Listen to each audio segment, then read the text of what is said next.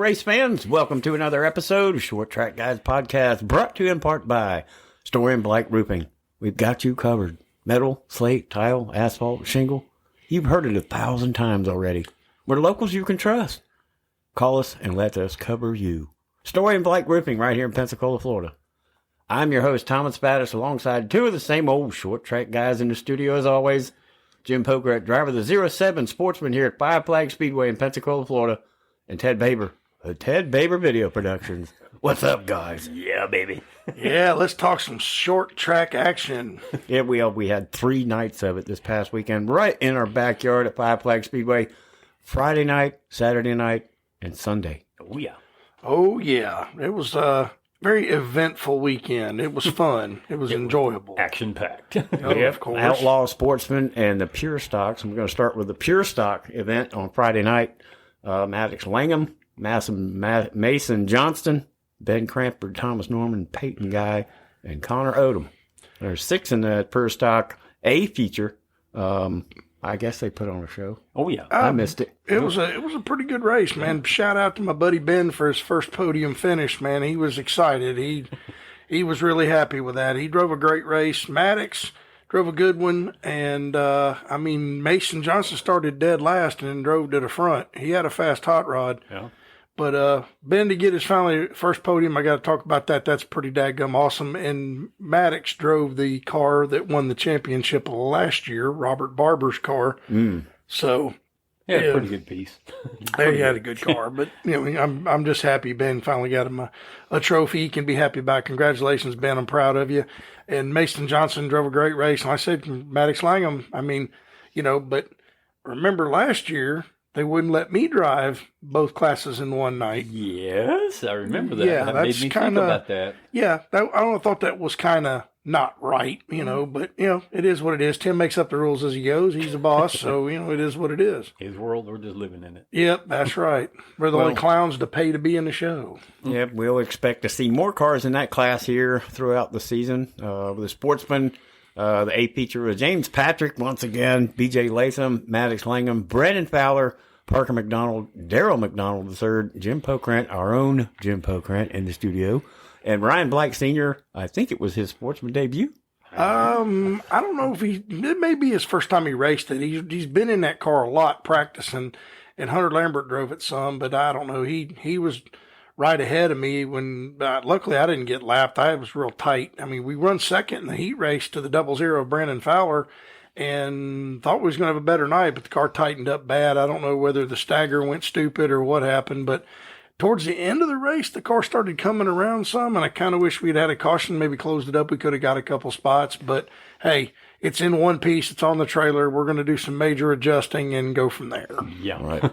Got to keep tinkering until you get the car happy. Well, we had motor issues, and I won't tell you what dumb thing I did in the pits, but Oh, come on, let's we're not talk going to about talk. it. We're not going to talk about It's that. part But of- anyway, it's we got part of it racing. fixed. Let's share. And a shout out to my buddy Mike Gorham for loaning me a carburetor because mine's messing up. I got to send it off and get it redone. Thanks to him for his help. Thank you to Neil for being there and helping me out. And Ted was there for a little bit, and I had fun. That's all that matters. We drove it back on a trailer. We had fun. Got to hang out with some good friends and eat good food, and it was a good weekend. Yep. We look forward to having it tightened up and better results next time. Yeah, exactly. The Outlaw feature. Logan Boyette comes out on top in the one car. I hear it was a brand new car. Oh, yeah. Gary Goodwin, Derek Griffin, Carter Taylor, and Chris Cotto rounding out the top 5. But Logan Boyette showed up and just said, I'll take this. Showed up and showed out. Yeah, but it was good to see that boy, a man in second place, get a good run. He's had the worst luck in that car. And congratulations to him for having a good run. Maybe this is his year. Well, I hope so. It'd be nice to see him have some success in that Yeah, class. Gary's had some bad luck, dude. He really has, and his brother's one of the best dirt racers in the southeast. So I hated to see it for just had the name up there and I lost it. Carter Taylor. Carter was in a bad Connor wreck. Sutton. Connor Didn't even Sutton. get to start. Oh, that's right. Yeah, but Carter Taylor got wrecked right at the end of the race. Oh, that car got all tore up. They're good people. I like the Carter Taylor and them. They're good folks. But It is what it is. They'll figure it out. They'll get some more speed. And like I said, that was a brand new car. They showed up and showed out. Yeah, they were ready. The thing was, he was complaining about how tight the car was. Oh, really? Oh, wow. Yeah, you whooped him that bad and the car was tight. Yeah. I'm kind of scared to think what it might be like when it's right. Yeah, Logan Boyett's a hell of a race car driver. Yeah. He's run super late models. He's done a lot. So he's a hell of a wheel man. Truck championship. Yeah. And he has won the Outlaw Championship before. Yeah, So that's what they call spurts. spurts.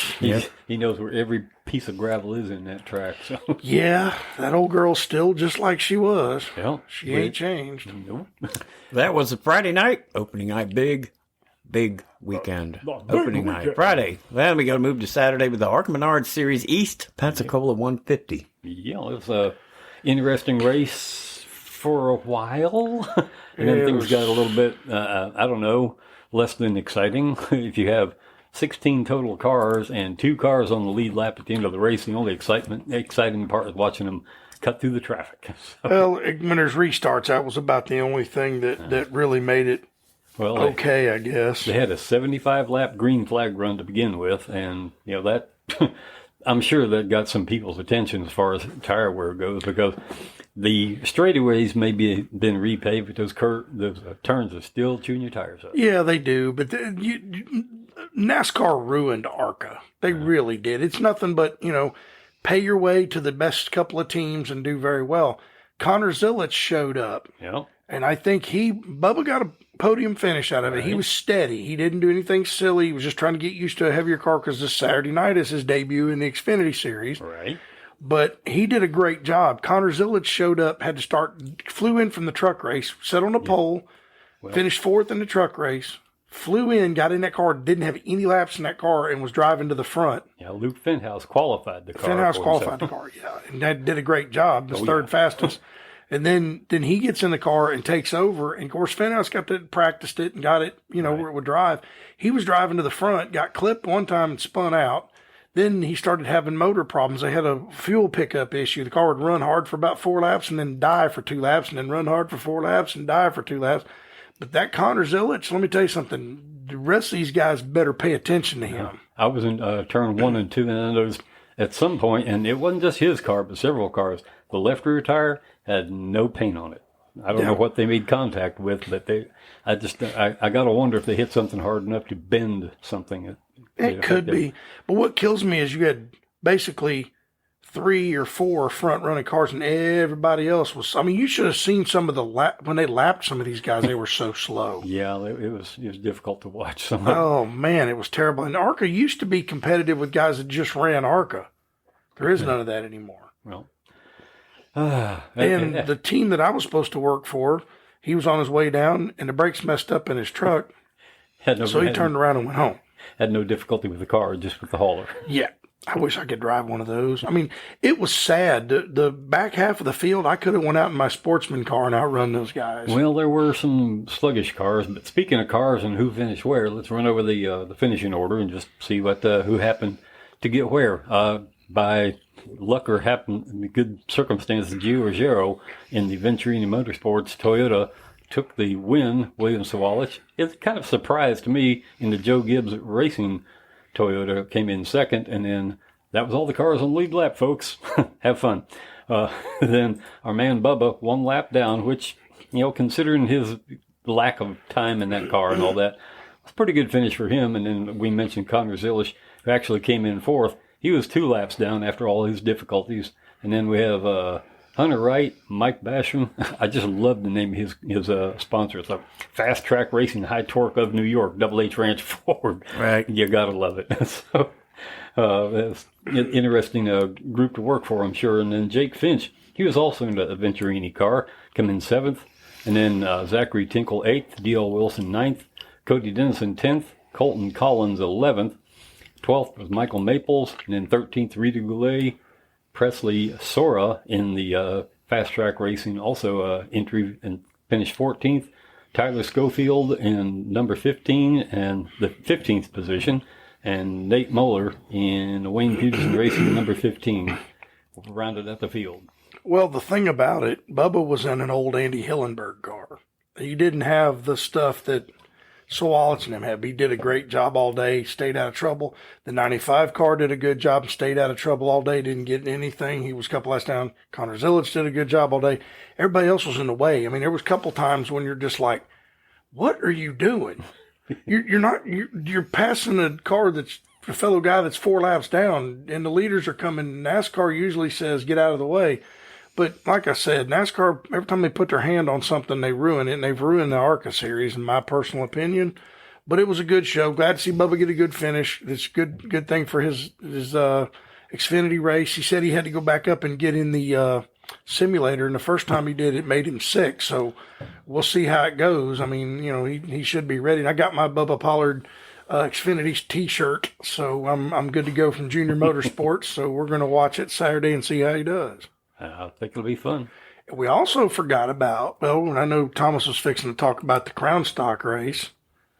Bubba won but got tossed. Yeah. There went that $1,000 to somebody. Well, that would have been all three, but yeah, it would have been a chance. But let me tell you something. You can't say enough about that class. Yeah. You can't. There were more cars in that class alone than there were in the entirety of Friday night. Yeah. And they put on a show. When you watch the front of the field, you watch the back of the field, you watch the middle of the field, somebody side by side and they're banging fenders. Yeah. And the reason that I brought this up, and the Bromleys, who brought the car for Bubba, was a car that won the Derby. And he was told not, from what I've heard, they told him not to bring it back. Now, we don't know. Tim Bryant didn't say that, so I don't know who told him that. But they let him bring the car back, and it had a 5.4 throttle body. It's supposed to be a 4.6 stock throttle body. Well, you can take a 5.4 off a truck and bolt it on there, which makes the hole bigger, makes the car breathe better, makes more horsepower. Did it make that big of a difference for Bubba to win? I don't think so, because he drove the dog snot out of that car. Yeah, he did. At one point, I know he went 3 wide. He split the middle between 2 other cars to get out in front of both of them on the back stretch. That was awesome. And, Okie Mason drove a great race, but he ended up getting the win because they threw out the 6 car for the illegal throttle body, which Five Flags understand has a tool to check those now. Right. Ricky Brooks told them about it. They got one. They used it. But I don't like that because Bubba drove a great race and won the race, and now because of somebody else, it ain't like he was driving his car and got tossed. Now, that's different. Right.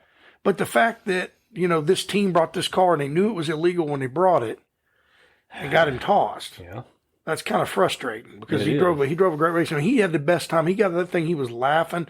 He said, what I love about that is you're just balls to the wall as hard as you can go. You don't worry about tire management. You ain't got to worry about this, that, and the other. You just drive the dog snot out of it. And that's what he did. And it was a great job. And Okie Mason did too. Yeah. And Ryan Blight was fastest qualifier. He actually out-qualified Bubba. Yeah. And, the racing in that class is the best right now we have. That's bar none. And that's why everybody comes to watch them because and there's so many cars. And like you say, there's something going on someplace around that track all the time. And as a leader, you got to know how to work lap traffic because when you're racing with a bunch of jacklegs and ain't never done it before, they don't know to go to the bottom, go to the high side.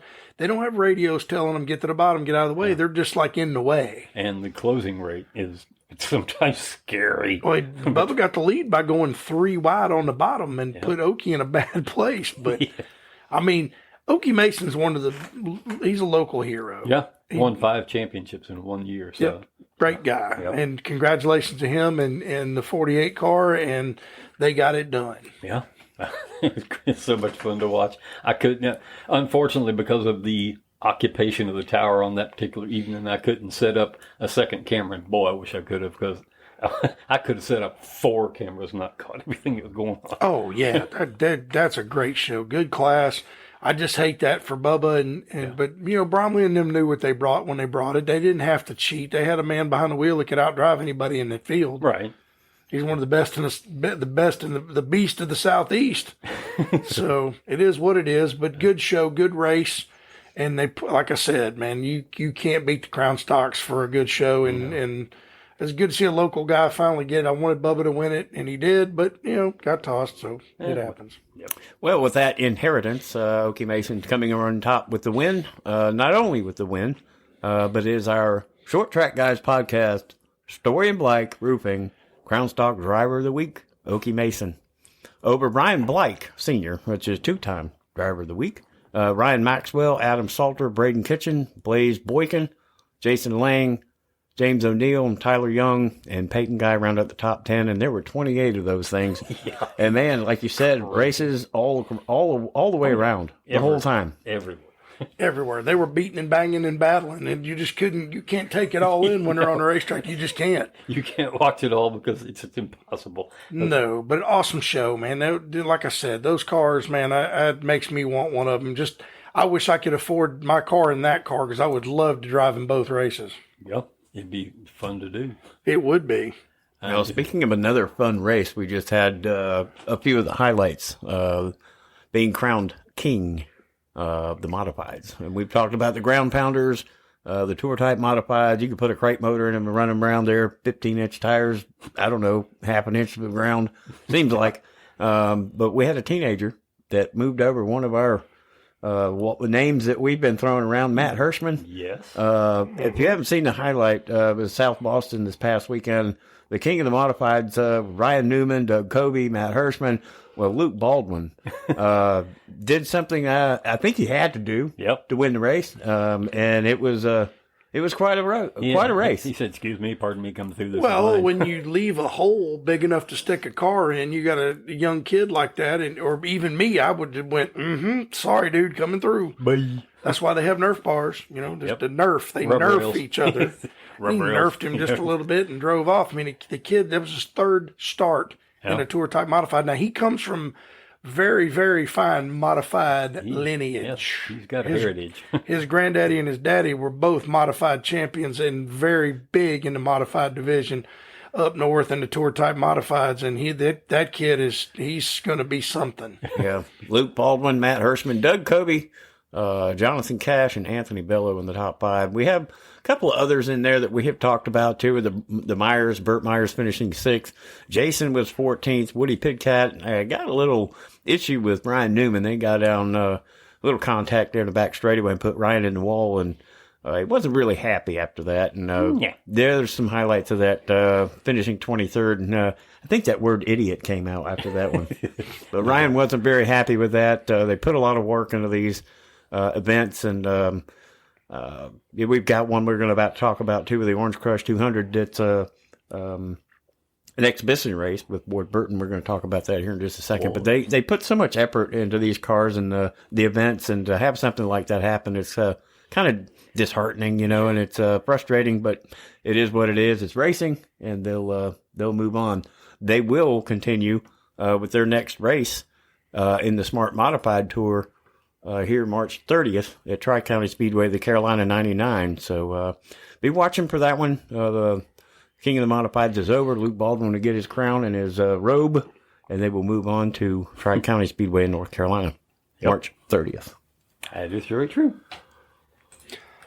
I hate to bring this up, but we did kind of forget about Sunday's race at Five Flags. We didn't really cover that too awful much. So, but that's all right. But that's okay. We can always go back. The modified race was actually more exciting than anything else, man. To watch that young kid who's going to be a modified champion, like his dad and his grandfather before him. Yeah. But Sunday, be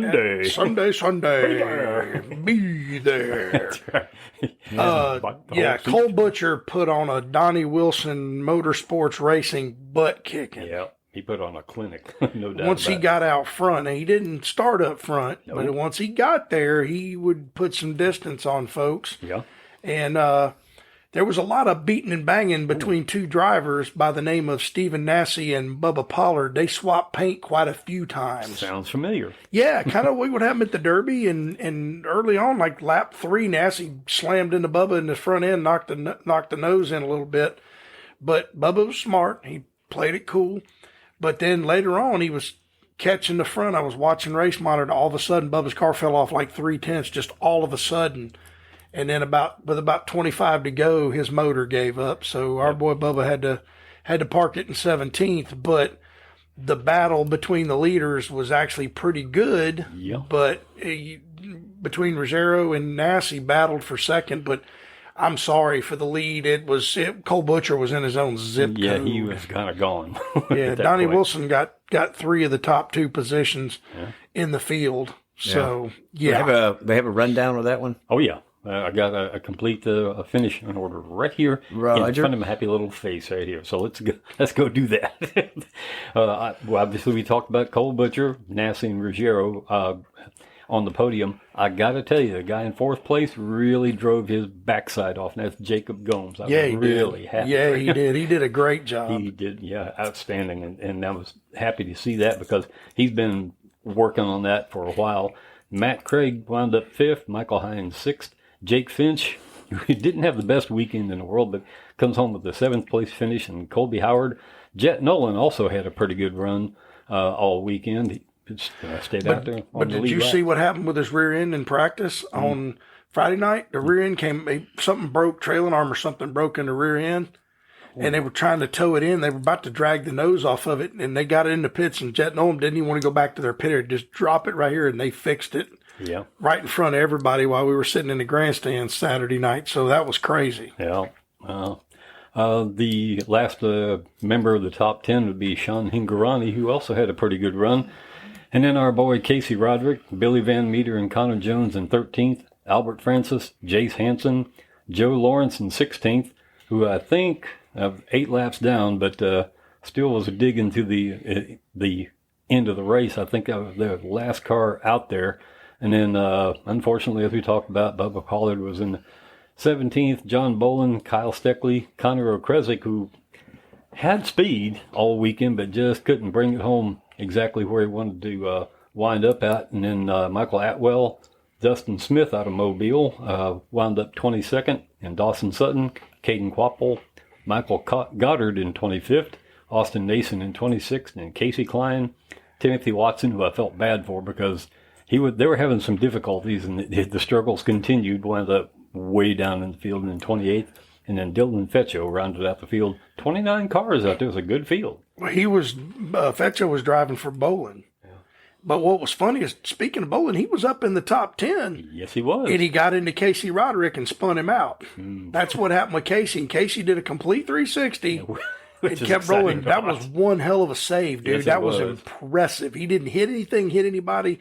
No. But Bolin got him, and then Bolin went to the back and never did recover from it. Yeah. But he was in the top 6, and he was a contender. I was impressed with him. And, there were several other drivers that fell out. The other 26, the Rackley War car, I think his motor went south on him. He was running. It was Casey Roderick and him for a long time in 1st and 2nd. So Dawson Sutton. Dawson Sutton, yeah. They were 1st and 2nd for a long, long time, and then it was Nassi, and then Butcher was kind of creeping around there. And when Butcher got out front, though, son, it was ABC. He was going in a different universe, no doubt. Yeah, once he got in clean air, son, he was done. He was done. So congratulations to Cole Butcher there, and the Canadian. And then the Joe guy, the 78 car, he was Canadian. He crashed in Saturday practice. They worked on that car all night, got it to show, and he did a great job staying out of trouble. Drove the whole race without putting a scratch on the car. So shout out to the other Canadian in the field. So and there were 14 cars on the lead lap when it was all over with. Jace Hansen, the first car, 1 lap down, and everybody else had difficulties, fortunately. Yeah, good show, though. It was a good race. I mean, it ended up being a decent one, so it was fun to watch, other than our boy grenading his motor going into one and putting oil all over the racetrack. Oh, that thing blew up. And he went all the way down. He was at the top of the track in one and then came down. When he did, it just scattered parts everywhere. It scattered it going down the front straightaway because it smoked when he got about to the flag stand, and then there's that streak of oil all the way up to 1 and 2 and then down the back. He tried to stay up high, but he didn't stop. He just rolled to the bottom, and they pushed him in. It did so rare mechanical failure for them. Very. Donnie Wilson Motorsports. Yep. We can't beat them. Buy you a ride. Well, South Boston, Virginia, Rogers Heating and Cooling is teaming up with the Ward Burton Wildlife Foundation to host an invitational late model stock exhibition race. Orange County Speedway was on Thursday, March 28th. Because of the weather, they have postponed it one night, so you'll have to wait a little bit more. On Friday night, the Rogers and Heating Cooling Orange Crush 200 is going on with Ward Burton, Jeb Burton, his son. They have been working diligently for the last couple of months putting this event together. Some of the drivers coming in, Deke McCaskill, Jeremy Mayfield, Jeb Burton, as we had mentioned, Ward, his dad, 2000 Daytona 500 winner. We've got Caden Honeycutt, Landon Huffman, and Logan Clark, Terry Deese. Some of these guys coming in to run that expedition race next weekend at Orange County Speedway, 200 laps, the Orange Crush 200 in the late model stocks. That's going to be a good event. It's going to be streamed, but I'm not sure who is going to put it out there. But hey, Orange County Speedway, North Carolina, will be a good event. It's 200 laps there at a small track. Yeah, and it benefits a great organization. Ward Burton does a lot for conservation of wildlife and things like that. He's a great conservationist, and it's a good thing to donate to. Oh, yeah.